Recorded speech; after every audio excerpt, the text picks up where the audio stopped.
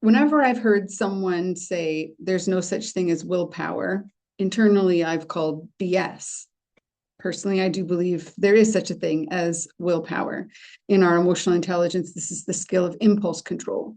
And willpower is our ability to pause between an emotional signal that drives us towards a default behavior and not doing that. Impulse control gives us space to challenge the thinking that's contributing to the default behavior.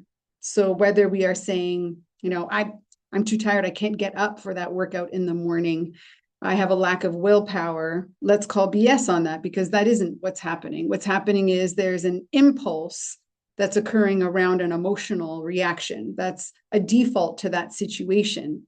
And if we challenge the thinking that goes on in that moment using our impulse control to create a little bit of space, we're likely to find that what I'm thinking about that's driving the actual reaction I'm having is not true. And so if I change what I'm thinking about, suddenly I then have momentum or motivation to engage in the activity I deeply desire.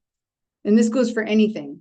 I can't get what I want unless I raise my voice. I can't get what I want unless I copy their manager on an email. All of this is BS. And when we say I can't do something, we're actually saying I'm lacking the willpower to do something. In reality, we're lacking the impulse control of pausing to check in with what's contributing, specifically the thinking, to then the emotional state I'm feeling that leads to a default reaction that I'm used to being in. And as soon as we flex that emotional intelligence skill, one, we're going to notice it's quite difficult to do. It feels uncomfortable. Our brain has to work very hard.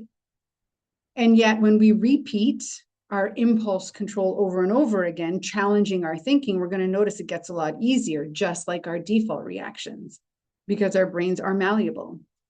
We can learn and we can unlearn, and we can learn and we can unlearn.